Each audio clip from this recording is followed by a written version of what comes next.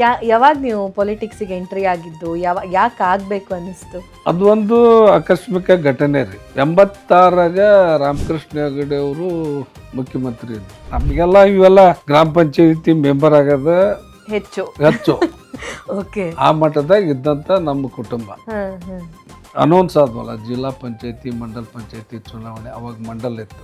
Announce ಆದಂತ ಸಂದರ್ಭದೊಳಗೆ ನಮ್ಮ ಅಗಡಿ ಕ್ಷೇತ್ರಕ್ಕೆ ಕ್ಯಾಂಡಿಡೇಟ್ ಹುಡ್ಕ್ಯಾನಕತ್ತಿದ್ರು.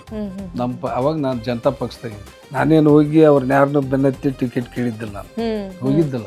ಈಗ ನಮ್ಗೆ ಯಾರು ಕೊಡ್ಬೋದು? ನಮ್ಮಲ್ಲಿ ಒಬ್ರು ಬೊರಮಣ್ಣ ಕಡ್ಲಿ ಅಂತೇಳಿ APMC ಮೆಂಬರ್ ಇದ್ರು. ಯಾರ ಒಬ್ರು ಹಿಂದುಳಿದ ವರ್ಗದ ಹುಡ್ಕ ನಿಮ್ಮ ಕ್ಷೇತ್ರಕ್ಕೆ ಅಗಡಿಗೆ ಕೊಡೋನು, ಅವ ಹಂಗ ಹುಡುಕಂತ ಬಂದ. ನಾನು ಅವಾಗ ಆಲೇ ನಮ್ಮೂರಾಗ ಏನು ಮಾಡಿದ್ದೆ ಅಂದ್ರೆ ಸೋಷಿಯಲ್ ವರ್ಕ್, ಹಂಗ ಸುಮ್ಮನೆ ಬೋರ್ ಹಾಕ್ಸೋದು, ಸರ್ವೆ ಮಾಡಿಸೋದು, ಅವ್ರಿಗೆ ಸಬ್ಸಿಡಿ ಕೊಡ್ಸೋದು, ಇವೆಲ್ಲ ಸಣ್ಣ ಪುಟ್ಟ ಕೆಲಸ ಮಾಡಿಸೋದು, ಹಿಂಗೆಲ್ಲ ಓಡಾಡ್ತಾ ಇದ್ವಿ. APMC ಮೆಂಬರ್ ಬಂದು, ತಮ್ಮ ಹಿಂಗೆ ಕೊಡ್ತಾರೆ ನಿಲ್ತೀನೋ ಅಂತ ಬಂದು ಕೇಳ್ದಂಗೆ.